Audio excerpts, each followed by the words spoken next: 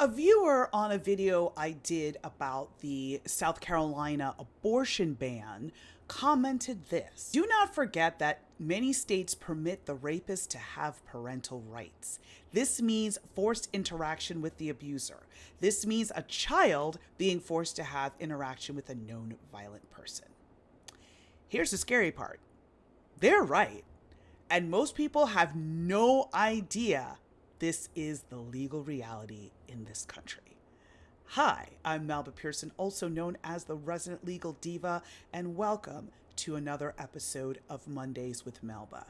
Make sure to like, comment, and subscribe so that you get all the details in terms of the intersection of law, politics, and civil rights policy. So let me start with some numbers. I always love to ground with numbers. 19 states and the District of Columbia still allow rapists to assert parental rights over children conceived through rape. Only 8 states allow full termination of all rapist parental rights without requiring a criminal conviction first. 31 states have some restrictions or termination provisions, but the details vary very wildly. And in states that require a criminal conviction before the termination of parental rights, yeah, if the rapist isn't convicted, he keeps his rights. So let me give some real stories on this. Alana, whose name has been changed, she was raped by a man she had been dating. She became pregnant. Mutual friends pressured her, yeah, you gotta tell him. Well, 1 month after the baby was born, her rapist sued for custody. She filed rape charges, but was not able to get a conviction, and her rapist was granted joint custody of her son. Annalyn Megason. Now, she's a woman out of Florida. This is something that happened back in 2010. Her rapist, who was never convicted, tried to sue for custody years after her daughter was born. She discovered there was nothing in place to stop him. So, what did she do? She got to work and she drafted a model law herself. It passed unanimously in Florida in 2013 with bipartisan support. Lastly, there's Shauna Prewitt. She was raped in her senior year of college. She got pregnant and chose to keep her daughter. 6 months after birth, what happened? Her rapist filed for full custody. She ultimately got full custody, but she went to Georgetown Law and became a custody rights attorney to fight for other women facing the same thing. So here's the legal mechanics that allows this to happen. So parental rights, yeah, they attach at birth and it's based on biology, not behavior. So DNA is what it is. Okay, that's the parent, that's the father, right? The fact that he was a disgusting rapist has nothing to do with the fact that he's biologically the father.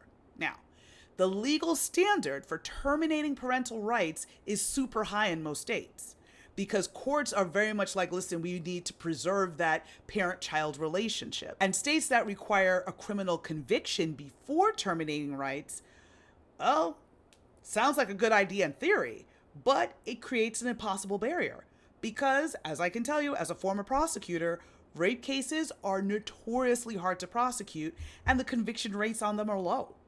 And also, that civil custody case, it moves on a completely different timeline than the criminal case. And so some states have a clear and convincing evidence standard, like my state of Florida, which is better.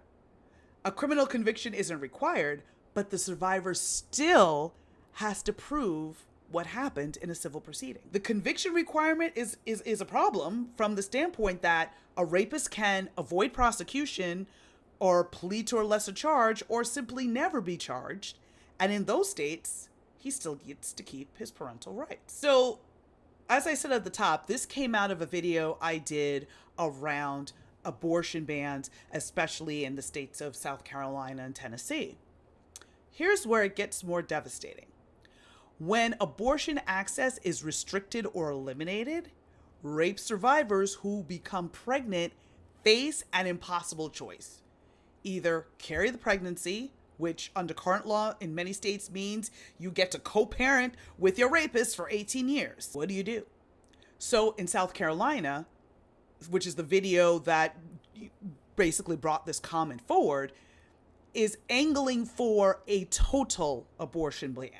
As it is now, it's near total. But there is a bill in the South Carolina legislature at the time of this recording that would basically outlaw abortion in all instances.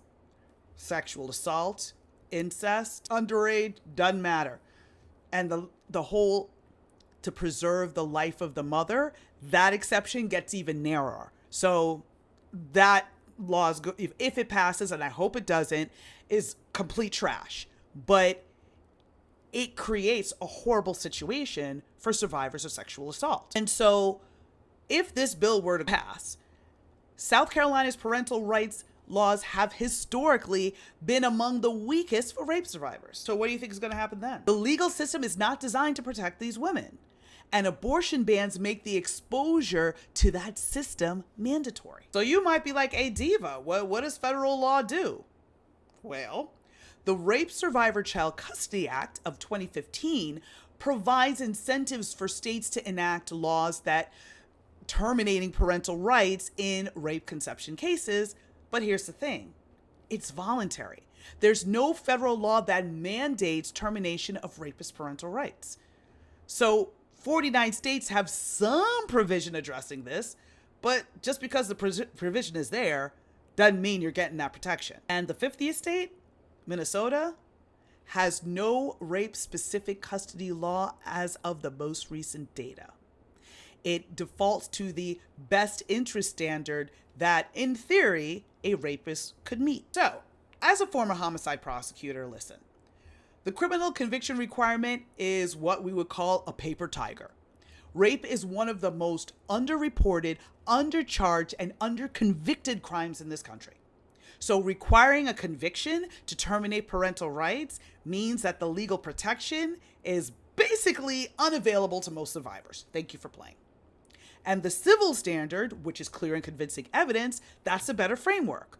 But it still puts the burden on the survivor to go through the trauma again, relitigate her assault in a custody proceeding while you're already going through the trauma of what happened to you, the trauma that you got to be in this courtroom talking about it all over again. You may be in an under-resourced, poverty type situation. You're a single parent. It's a hot mess. So, like I said before, the law is not designed with survivors in mind. That's a huge problem. It was designed around the assumption that biology creates family. And we know that's not the case. And until every state closes that conviction loophole and gives survivors a real evidentiary pathway, rape will continue to come with a potential 18-year sentence of forced co-parenting. Make that make sense. Sound off in the comments. Let me know your thoughts on this. I'm Melba Pearson, also known as the Resident Legal Diva. And this was Mondays with Melba. Stay safe, stay informed, and keep demanding justice. Take care.